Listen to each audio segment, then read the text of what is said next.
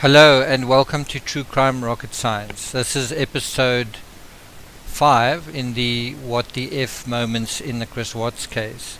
In this episode we'll be dealing with Nicole Kessinger. I think for many people she's the biggest What the F in the Chris Watts case. People can't stop talking about her, but in reality they can't stop talking nonsense about her. The flavor of the month at the moment seems to be trying to invent ways that Nicole Kessinger was involved in some way, or that she was at the house or something. And quite a few YouTubers are sort of gravitating to that, and it feeds into the whole narrative of the other woman being this dark, horrible force that must be attacked and maligned and belittled and insulted and all that kind of thing. And it seems there's an infinite appetite to do that. It's just sad that it doesn't really have any basis in truth. It's all an emotional kind of tirade. It's like a rant that is far past its sell-by date. And it's not serious true crime. It's tabloid, social media fueled histrionics and hysteria. And a lot of women are interested in true crime for some other reason, and this is a case that certainly shifts the attention of a lot of the people watching the case to Nicole Kessinger, and she becomes the focus of derision. What's not acknowledged is, regardless of the other woman, it takes the man to decide that he doesn't want to be with his wife for whatever reason.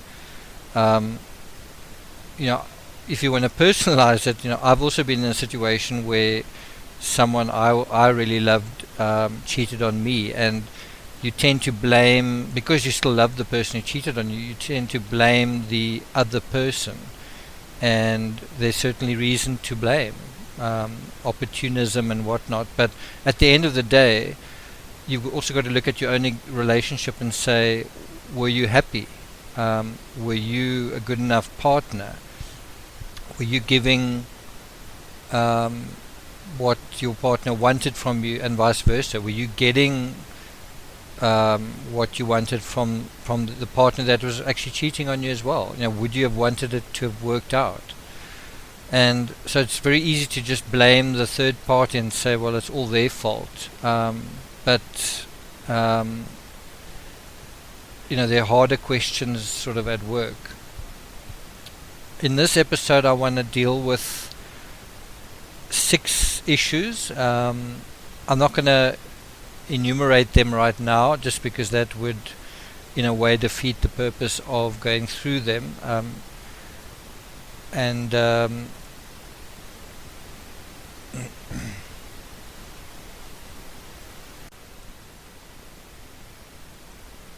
What I do want to go into is the biggest what the F moment for me personally in the coverage that I've done in the Chris Watts case. And we'll also go into the first 12 minutes of Nicole Kessinger's very first interview with the FBI. I don't want to call it an interrogation, because it wasn't an interrogation. But I'll be playing a couple of quotes from the very beginning of that first conversation, where Nicole Kessinger was just starting to open up, very gradually open up about what was going on. Before we get there, please subscribe to the channel, please like, share, leave a comment. Thank you very much for your interest and support in the last video on Thrive. What's quite interesting is when you compare the Thrive narrative to Kessinger, Thrive seems to have benefited enormously from the Chris Watts case, because it's garnered so much interest and attention. Thousands, if not hundreds of thousands of additional people have streamed to, out of curiosity, have streamed to the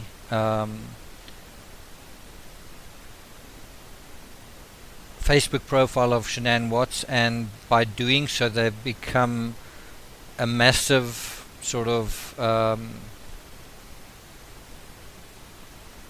additional audience to all the Thrive promotion. If you go onto Shanann's Facebook as a curious bystander, you are unwittingly going to be exposed to a lot of Thrive promotion, and it would be interesting to see how much of a bump and a boost Thrive got as a result of this. But we can certainly see with Nicole Atkinson, that she's just had another baby, and that she seems to be, in terms of the Thrive status quo, she seems to have done well as a result of this crime.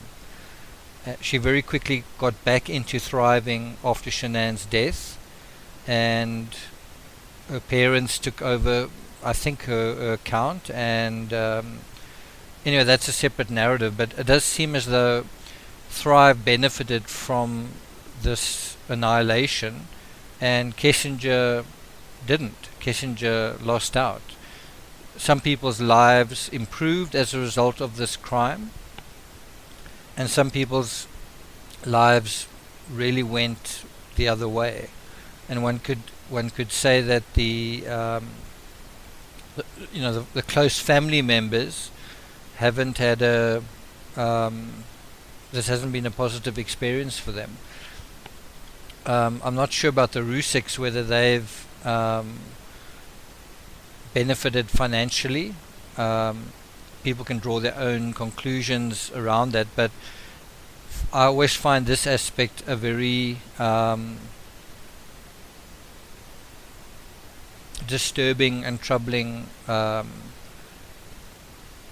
thing with true crime, is the aftermath. If you think about a crime as taking place in order to improve your situation vis-a-vis whatever. In other words, you commit the crime to come out the other side on top, in a better situation, and then the criminal gets caught and they're in jail, and then they didn't come out on top, that they lost.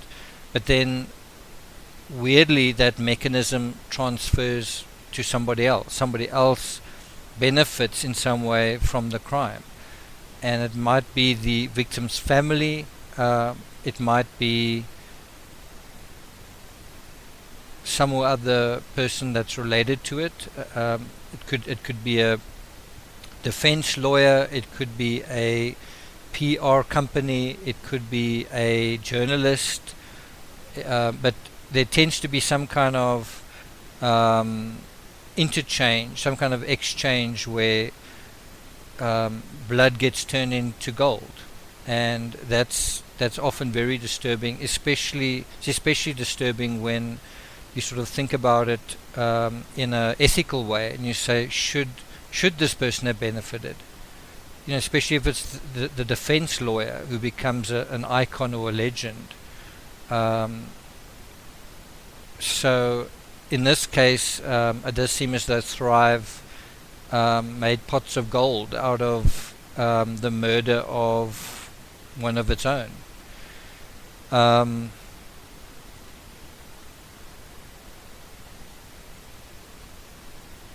So let's go into the 6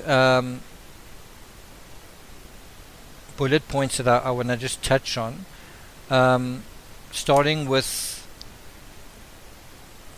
how we kind of got to know about Kessinger, in the warrantless arrest affidavit, which was released really early on in August, it was stated sort of publicly for the first time that Watts was actively involved in an affair with a co-worker. And in a weird way, that was quickly glossed over, because people went from there to the whole Trent Bolt thing and Amanda McMahon, and they just really very quickly got distracted, and people actually forgot about Nicole Kessinger almost immediately. The key words there were actively, so the fact that Watts was involved in the affair at the time of the crime, and we had no idea that what that actually meant was that he was kind of having the affair. He was literally on a call to Kessinger moments prior to the murders. When we say moments, it could be a couple of hours. When you say a couple of hours, 1 or 2 hours. It's even possible that if the children were murdered first, that he was on the phone to Kessinger between all the murders, and you can't be more actively involved in an affair in that sense. You can't have your brain scrambled more than to be sort of so caught up, and that does seem to be the case here. He did seem to have his brain kind of scrambled. The other keyword in this disclosure in the affidavit is co-worker, and one was quickly able to see that the only candidate really in the affidavit for who Watts was having an affair with was someone identified as Nicole Kessinger. It didn't take a genius to Google some of the names and check their credentials on LinkedIn and to see who had links to the oil industry and whatnot. In any event, I was blogging on Shakedown at that time, and very early on I posted is this the mystery mistress, and it was correct. It was not picked up by anybody. It wasn't picked up by any of the news agencies. The news only kind of acknowledged Kessinger a few days before the sentencing hearing, which was in November. Sorry, I think it was either just before the plea deal or the sentencing hearing. Let me just check. Okay, so it was on November 15th that the Denver Post published their exclusive on Nicole Kessinger, and she had her lawyer present, and special photos had been taken, of her looking very subdued and somber, and it was a very staid sort of setting, almost black and white, very sober. And so for the first time the media sort of acknowledged Kessinger in mid-November. So if you take mid-August, September, October, November, it was quite a long time later, months later, that they actually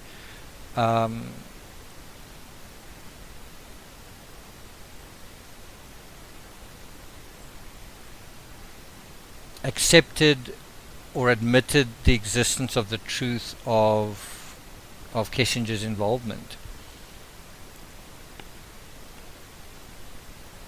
My blog post came out about a week after the crime, and so for me the biggest what the F was when it eventually emerged in the discovery that the Colorado Bureau of Investigation agent had asked Kessinger about the blog post I put up on Shakedown, is she the mystery mistress? And Kessinger responded, she had seen it, and then she mentioned they're grasping at straws, and arguably people still are. Arguably more than a year later, people are still grasping at straws and trying to build straw men and straw stories and straw houses and whatnot. But yeah, for me that was quite an incredible validation, I guess, of the work I've been doing.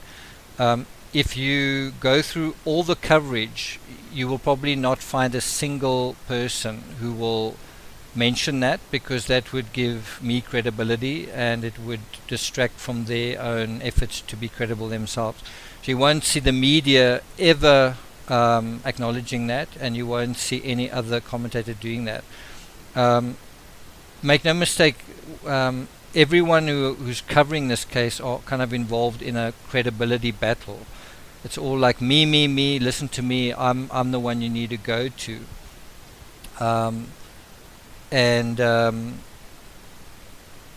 So yeah, it was certainly quite validating for me to see that addressed by the actual people in this case. Quite interesting.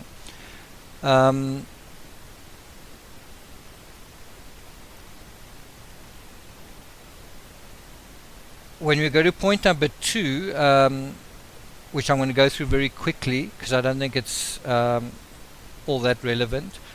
An aspect that I think has preoccupied people to some extent has been the sex narrative, and the sex narrative sort of has 3 sort of branches. There's the one branch with the mistress, there's the branch with Trent Bolt, and then the branch with Amanda McMahon. And I don't think any of them are particularly worth going into.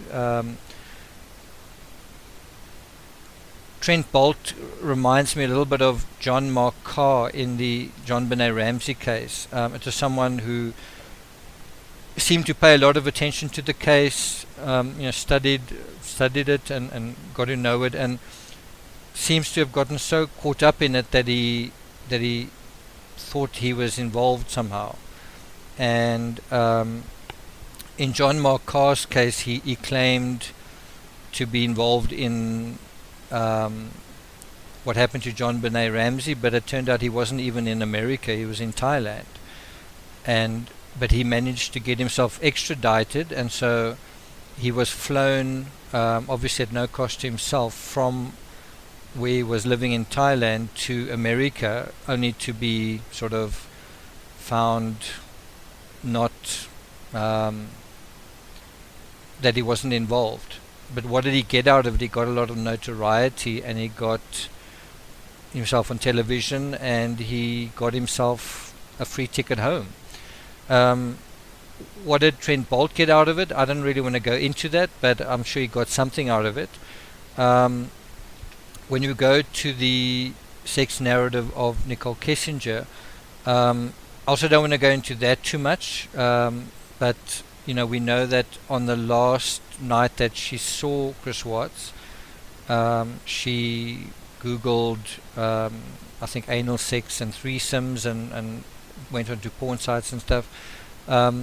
People can jump up and down and be very go crazy about that, but I dare you to put your browser history out in public, and the porn sites you visited, and your sexual history over time. And we're living in 2019, so that whole story falls a bit flat, where you're going to say that your sexual appetite is now up for debate, and we're going to shoot arrows at you for having certain preferences, or whatever you want to call it. The Jodi Arias case had that aspect as well, but that was, more than a decade ago.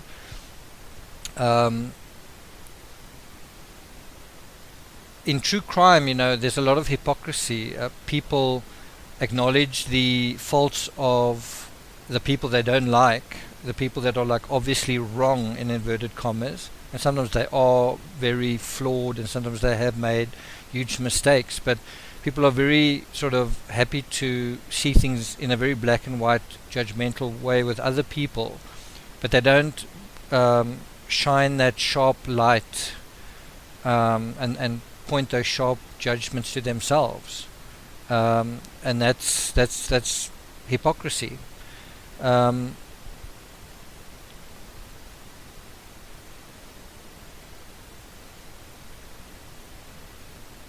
So I'm not going to go into the sex narrative any more than that, except to say that that did provide part of the ingredients to give this case a lot of traction and give it a lot of sort of spice, and that got people's attention and got their blood up and got them excited about this case and very excited about going after Kessinger and pursuing her as the villain, as the villainess. One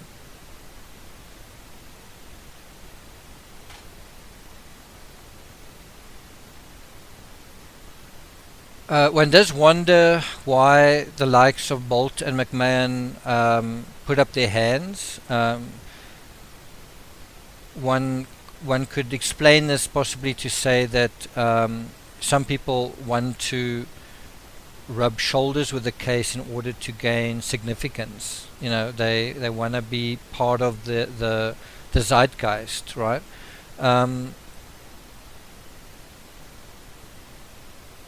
Personally, I found the Bolt McMahon thing weird, and a year later I find it a little bit sinister.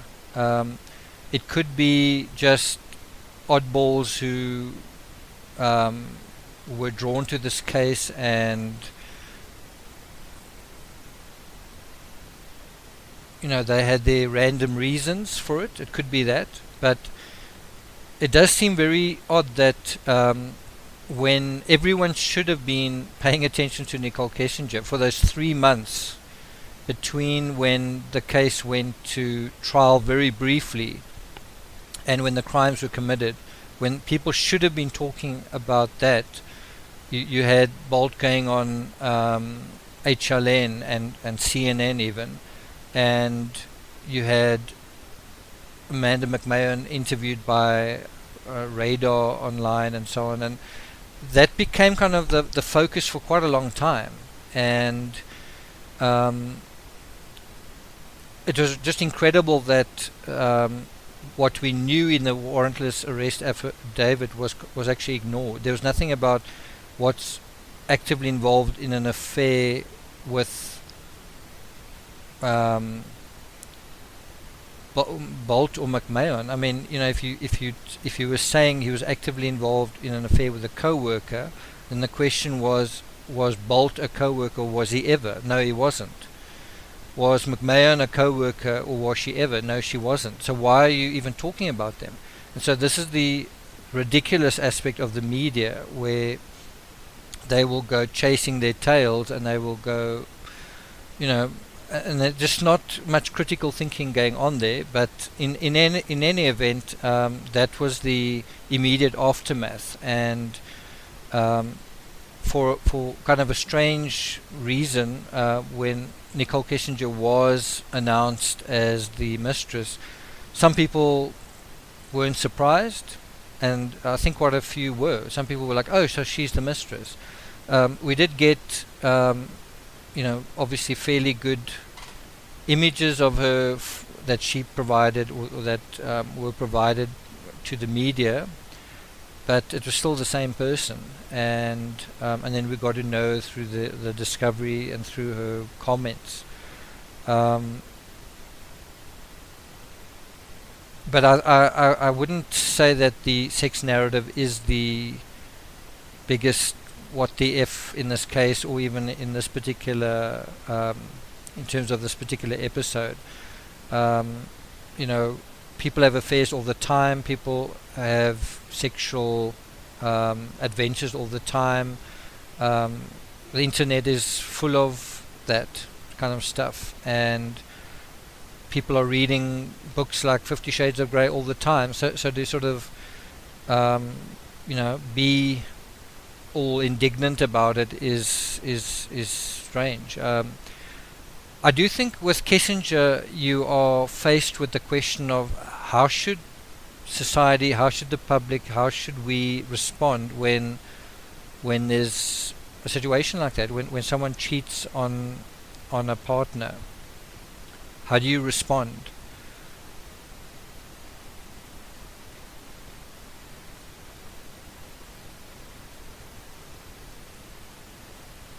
And I think the Chris Watts case shows that people don't know how to respond.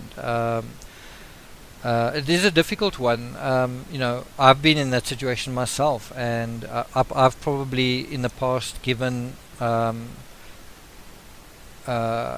particular person a huge what's the word, pass, you know, where you could have gone crazy and whatever. I simply left the country and I didn't confront anyone, and I just tried to carry on with my life. I went into kind of a long period of mourning, and then you can say, is that the right way to deal with something like that? I wasn't married, but it felt like a marriage, and you know, you can take that situation, you can say no, it's better to confront and whatever. But what if the person you're dealing with doesn't want to confront it? They want to move on with their lives, they want to forget about you. So you know, it is difficult to let go, and I don't think the way to address it is by blaming the third party. I think you've got to look into yourself, right? I don't think, and this is coming to the fourth aspect. I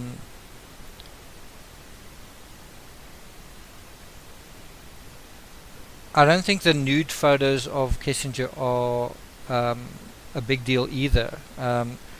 People also are sending secret messages to one another all the time, and it may be of interest to other people, you know, but it's pretty normal.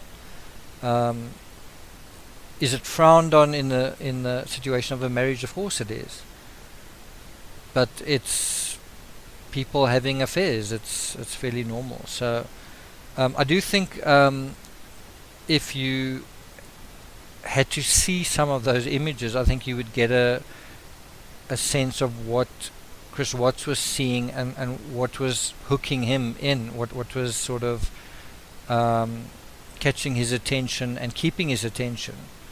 And I hate to make this comparison, but in the same way, when you study true crime and when you go through the discovery and when you go through the documentation, you only get a very real sense of the crime when you see the dead person. All the chatter and all the analysis, and even if there's a trial, kind of pales in comparison when you actually see the corpse of the victim. And words can't really convey what you're seeing. You're seeing this, you know, a destroyed person. You are seeing someone who was destroyed by another person. Everything that they could have taken away from them, and you tend to feel incredible empathy. You feel fear. That there's an existential angst in that moment where you're seeing that person.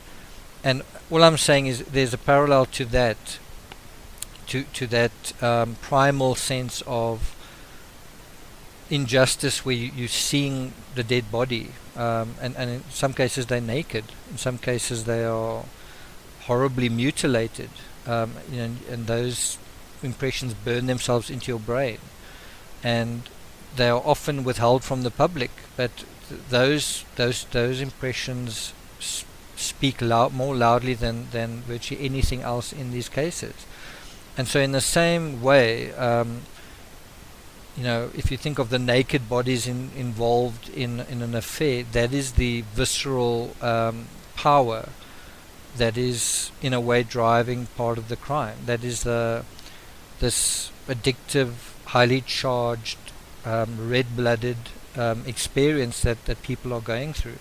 And if you are maligning Nicole Kessinger, you are separating yourself from that visual in a way. You are not recognizing that there was this human element, this very human element that is very compelling to a lot of people, and I think was very enjoyable in this particular context. I'm sorry to touch on these sort of awkward aspects, but it's nevertheless real, and that's what we want to do and want to be. We want to try and be authentic about it. So I won't go into that any further. Getting to point number 5, it's also been amazing to me with all the gossip and innuendo that more hasn't been made of Kessinger's own statements. More hasn't been done to do statement analysis on what Kessinger herself has said. People believe Chris Watts. They say he's a liar, but then they nevertheless accept what he says. What about Nicole Kessinger? She's simply dismissed. And I'm going to provide a couple of quotes that come from the first 12 minutes after I finish speaking, but just to run through a couple of them. I think at around about the 8-minute mark, she said she felt guilty. So very early on, speaking to the FBI, Kessinger admitted feeling guilty about everything, and that's commendable. I mean, I'm sure she did feel guilty. I'm sure she still feels guilty. But to say that is quite a big thing. Has Chris Watts ever said he felt guilty about what he did? Has he ever said he felt bad about it? I think when Cadel spoke to him, she kind of had to knock on the door of his mind and of his sort of consciousness and say, "Are you sorry?" And he was like, "What do you mean?" And she said, "Well, you haven't actually said you're sorry yet about what you did."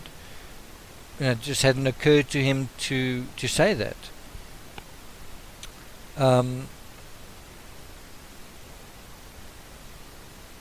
At the 12-minute mark of the audio with the FBI, this was an interview from the 15th of August, literally hours before Watts was actually arrested and charged.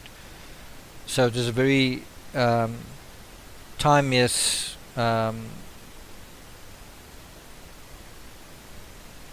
revelations that Kessinger was giving.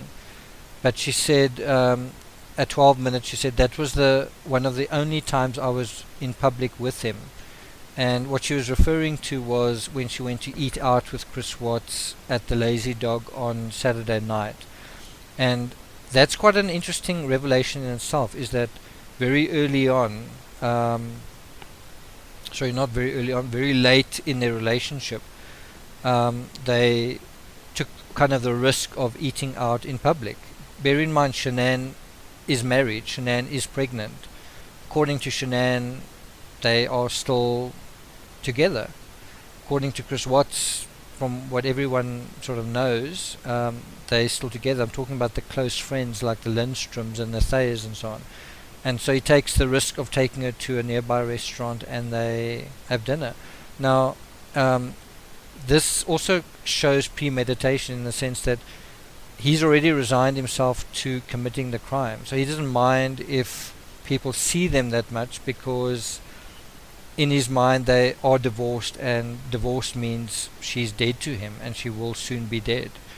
And so I think that's quite an interesting aspect. It's not strictly true that they'd never been seen in public together. They did go to the Bandymere Speedway together. Or was it Brandymere?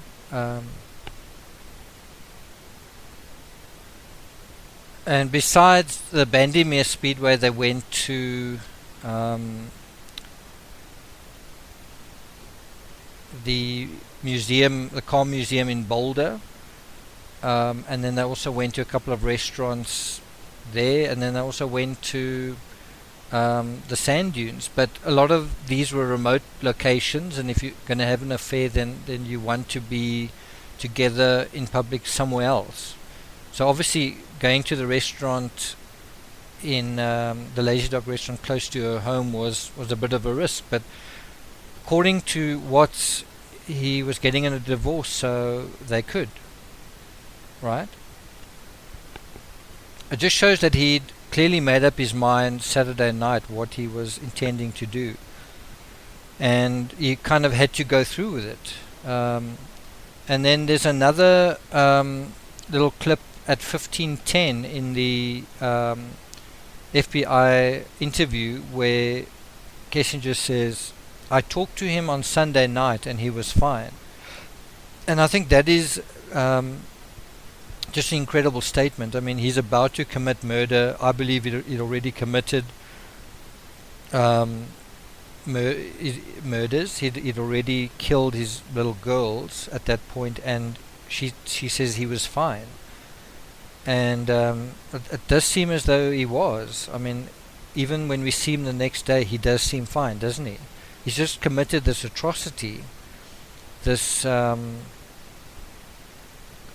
absolute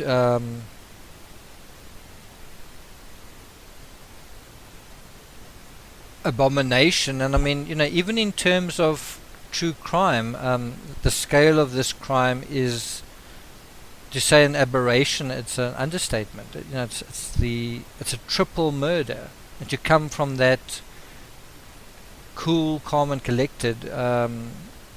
Even if he was a little bit on edge, he was still pretty cool. You don't see him falling apart. You don't see him appearing very emotional. You see him appearing casual and nonchalant. That was pretty incredible. And then the final one, the final sort of quote that I want to play from the FBI interview, and I will play all of these so that you can hear it in her own words, is from 1647, where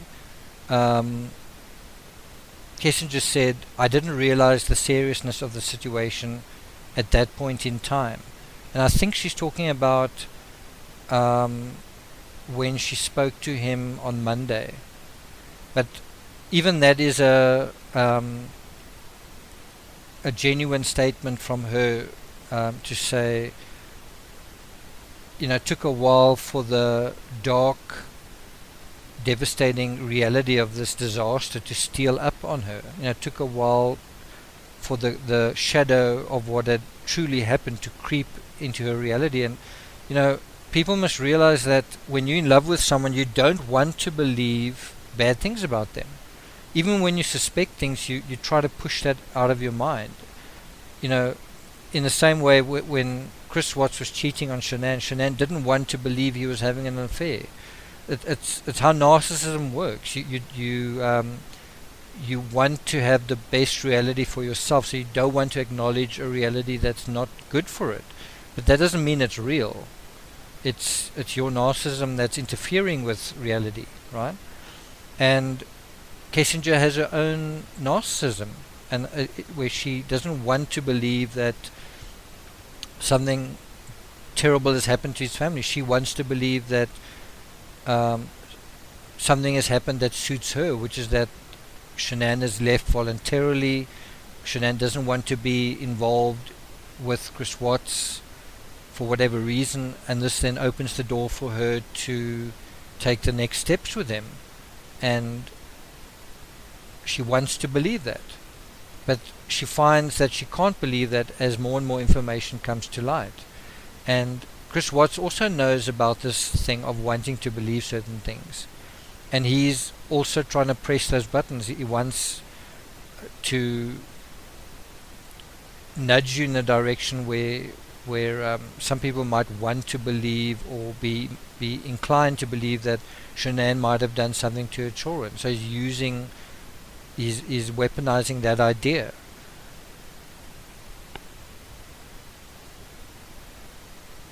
And I think there's a lot of that going on in this case, where people want to believe certain things, but it's not based on reality, it's based on wanting to believe.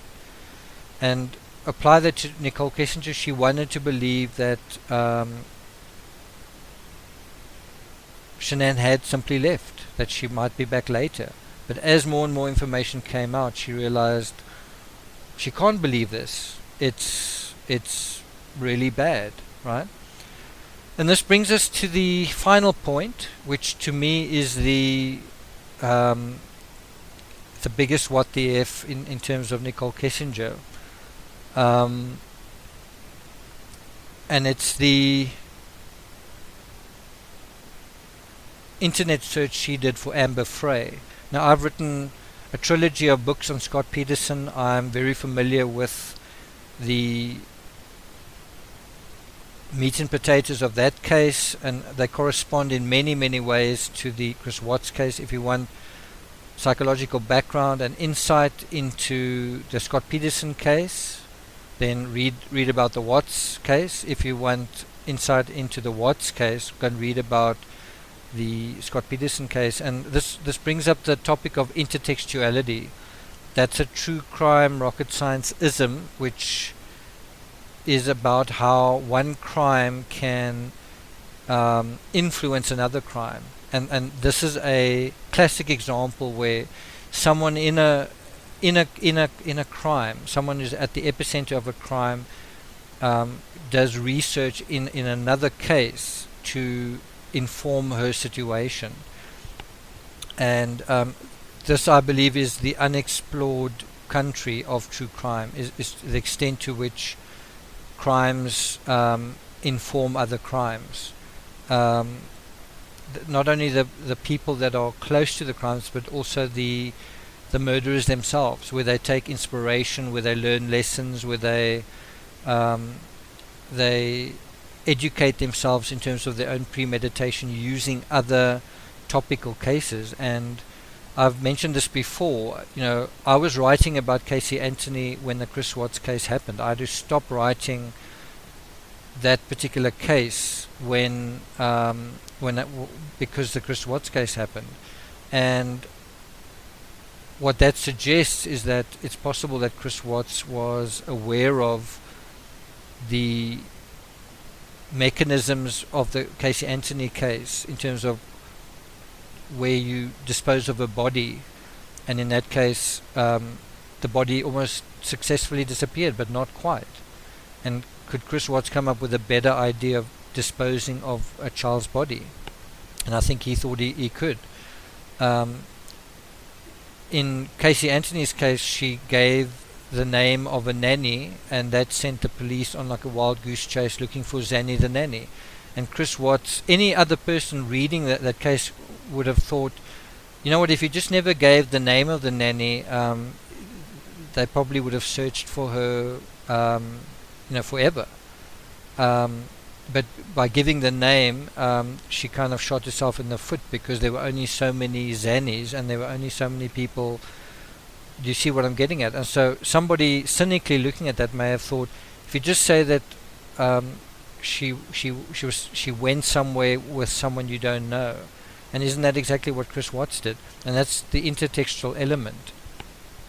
But coming back specifically to Amber Frey, who was the mistress in the Scott Peterson case, what's incredible in that story is how Amber Frey emerged as an absolutely undisputed heroine. She was absolutely the hero of that case, and it's not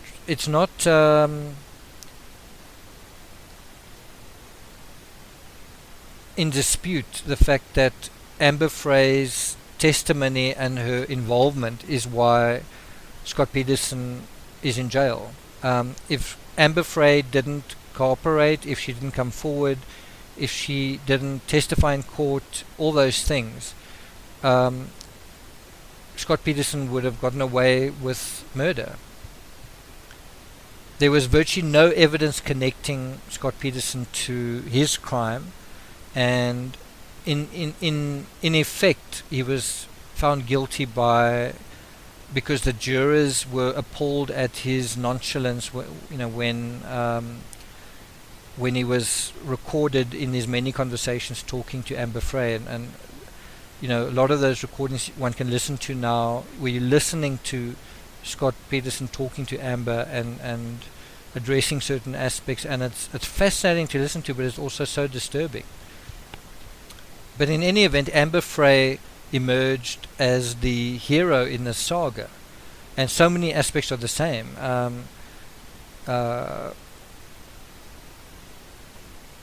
Lacey was pregnant, and so on and so on and so on. And I've had a couple of arguments with people who say that it's not the same at all, that Amber didn't know that Scott was married. Actually, she did. Her friend Sean Sibley told her that Scott Peterson was married, and so she did know. Scott Peterson then told her that he'd lost his wife, and she believed him, and one can draw your own conclusions about whether what he said was believable, but please don't make the argument that Amber didn't know that he was married. Sean Sibley knew, and she'd found out from, I think, his co-workers, and should Amber have made sure? People could equally make the argument that Amber should have known that he was married, because her friend had found out. She may not have known Lacey was pregnant in the beginning, but the same arguments about Nicole Kessinger should have known based on Facebook, etc., etc. All I'm saying is there's a very interesting and weird dichotomy between Amber Frey and Nicole Kessinger. Amber Frey is literally a hero, and Nicole Kessinger is a villain. And no matter what you want to say about it, the fact is, because of Kessinger's coming forward, basically the star witness in this case, far more so than Nicole Atkinson, far more so than anyone else, Kessinger came forward, and within hours of her coming forward, Chris Watts was arrested, and in an unprecedented short time, he took a plea deal, and the case was closed, and it was all over, and he's now behind bars. And who do we have to thank for that? Nicole Kessinger.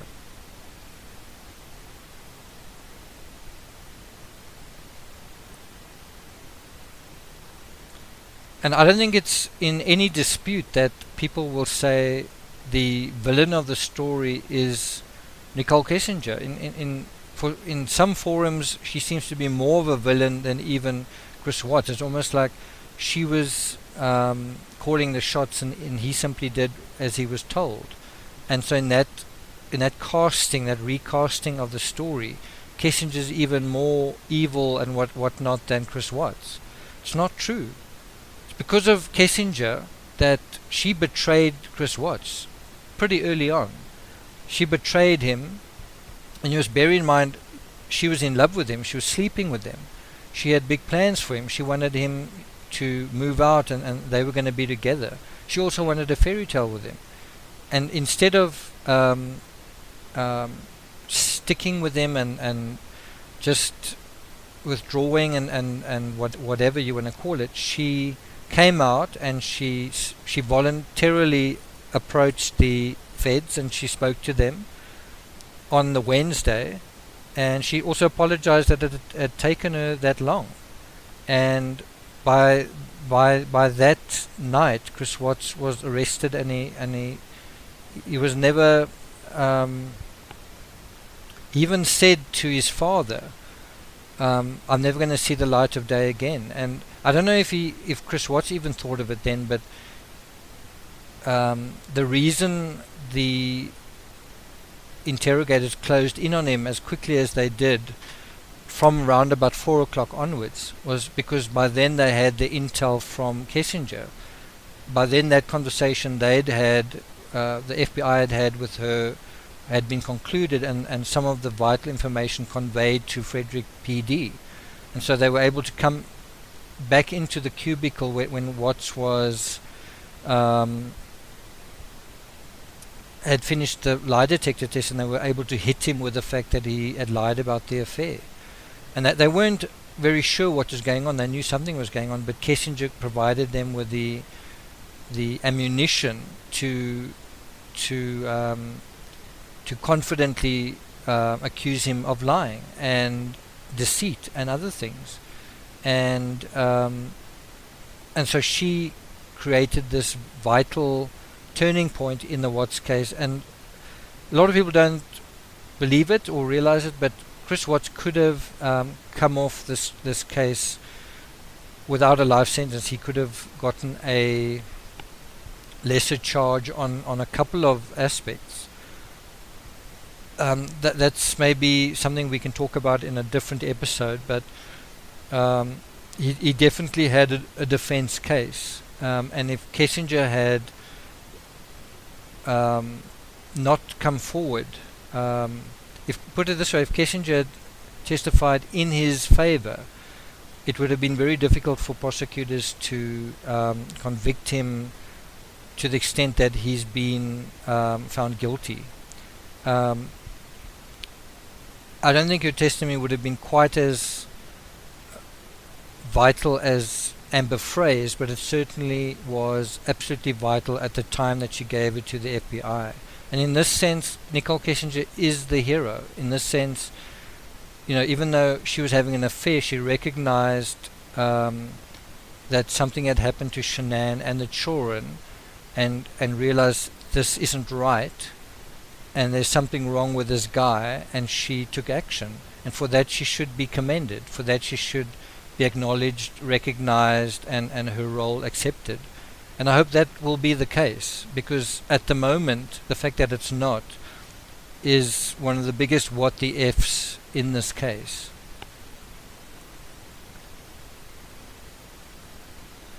Thank you for listening, and if you want to find more out about the interviews conducted with Nicole Kessinger and her role in the story, the authentic story about what actually happened, you should read my book, The Mysterious Mistress and the Confession. And it's not accidental that I've conflated the two. It's not Two-Faced, The Mysterious Mistress. It's The Mysterious Mistress and the Confession. It's the interplay between what Kessinger was saying and what then flowed from that, what then happened with Chris Watts when he was interrogated. A lot of the time when we look at the discovery, we look at it in compartments. So we will look at this particular interview or this particular moment in the interrogation, and you look at that kind of in isolation. You say what was being said and whatever. And in Two-Faced, The Mysterious Mistress and the Confession, which is book 6 in the 9-book series, the 9-book Two-Faced series, what I did was I was trying to put together a global picture of what was going on chronologically. There was this interview, and at what when was the polygraph going on, what other things were going on, who was talking to who, which officers were getting the phone data, when did they know what kind of thing. And when you put it together, you get a real sense of the case that is different to the way that we tend to know it.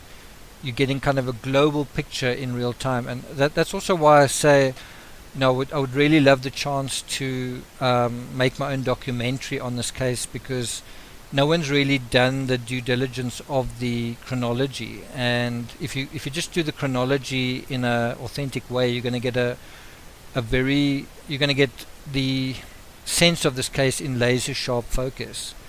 And my books cover that. They hyperlink to all the relevant data and coverage, whether it's in the media, whether it was the FBI or CBI conducting interviews, whether it was certain officers doing whatever they were doing. But if you really want to sort of make a good movie or documentary of this case, you want to cover everything in chronological order, just honoring the timeline, and you will get a brand new insight into the people and into the players and into what is actually going on in people's minds. So in any event, thanks for listening. The Two-Face series is available on Amazon Kindle. The only book that's available in paperback at this point is Oblivion, and at the moment it's one of the best reviewed books in the series, with an average of 4.2 out of 5. And the Mysterious Mistress book has been fairly well received. It's got an average rating of 3.9 out of 5. So I'll advise you to go through some of the ratings, read some of the 5-star reviews, read the 1-star reviews as well, and make up your own mind what you think. Again, thank you for listening. Please subscribe, share among your networks, and thanks very much for your attention and your comments.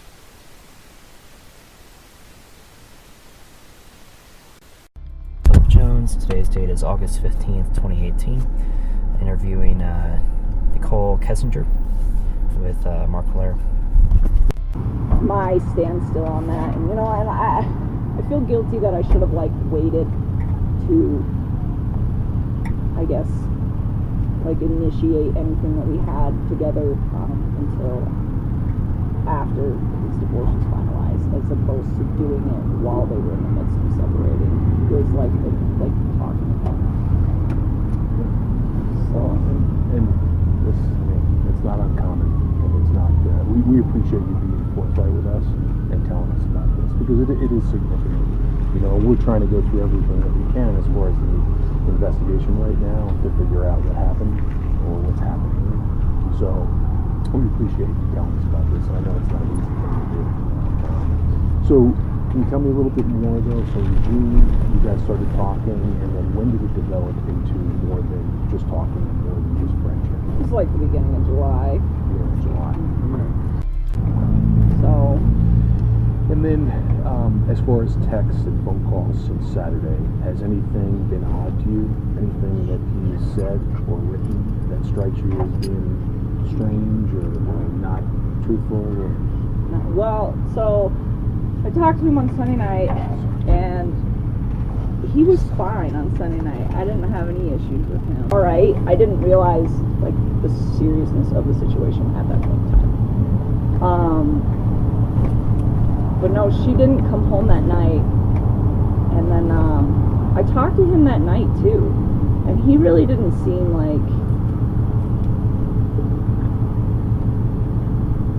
he was concerned about his kids, definitely, but he didn't seem like he was at that point worried that something horrible had happened. He was just kind of I don't know where they're at, it's stressing me out. And I could hear it in his voice, he sounded kind of scared, he was just worried about them, he's I don't know where she is, I don't know why she did her stuff.